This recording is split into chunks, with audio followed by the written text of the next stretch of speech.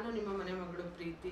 ಸಾವಿತ್ರಿಬಾಯಿ ಬಾಪುಲೆ trust ಹಾಗೂ Savitribai ವೃದ್ಧಾಶ್ರಮ TV7 channel ಅವರು ನಮ್ಮ ವೃದ್ಧಾಶ್ರಮಕ್ಕೆ ಭೇಟಿ ಕೊಟ್ಟು ನಮ್ಮ ವೃದ್ಧರುಗಳ ಪರಿಸ್ಥಿತಿನ ನೋಡೋಕ್ಕಾಗ್ದಿರ ಅವರು ಹೇಳಿದರು. ಅವರು ನನ್ನನ್ನು ಕೇಳಿದರು, ಮೇಡಮ್ ಯಾವ ಟೈಮಲ್ಲಿ ಬೇಕಾದರೂ ಪ್ರಾಬ್ಲಮ್ ಆಗ್ಬೋದಾ ಅಂತ. ಹೌದು, ಯಾವ ಟೈಮಲ್ಲಿ ಬೇಕಾದರೂ ಪ್ರಾಬ್ಲಮ್ ಆಗ್ಬೋದು.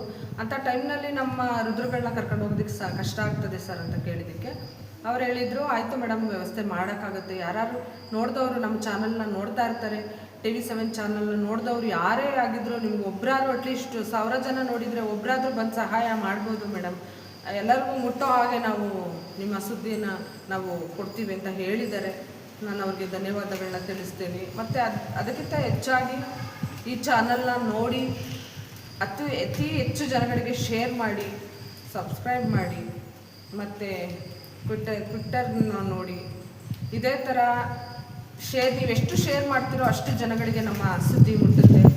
ದಯವಿಟ್ಟು ನಮ್ಮ ಆಶ್ರಮಕ್ಕೆ ಒಂದು ವಾಹನ ವ್ಯವಸ್ಥೆ ಮಾಡಿಕೊಡಿ. ಎಲ್ಲರೂ ನಮ್ಮ ವೃದ್ಧರುಗಳು ಎಲ್ಲರೂ ಕೇಳಿದ್ದಾರೆ, ಈಗಲೂ ಕೇಳ್ತಾ ಇದ್ದಾರೆ, ನಾವು ಕೇಳ್ಕೊಂತಿದ್ದೀವಿ. ಕೇಳಿ ಒಂದ್ಸಲಿ ದಯವಿಟ್ಟು ನಮ್ಮ ಕಡೆಯ ಪ್ರಾರ್ಥನೆ, ಎಲ್ಲರೂ ಸಹ ನೋಡಿದಾರಲ್ಲ, ಸ್ವಲ್ಪ ಎಲ್ಲ ಸಹಾಯ ಮಾಡಿ ಗಾಡಿ ವ್ಯವಸ್ಥೆ ಮಾಡಿಕೊಟ್ರೆ ತುಂಬ ಒಳ್ಳೆಯದು. ಎಲ್ಲರಿಗೂ ನಡೆಯೋದಕ್ಕಾಗೋದಿಲ್ಲ, ದಯವಿಟ್ಟು ವ್ಯವಸ್ಥೆ ಮಾಡಿಕೊಡಿ.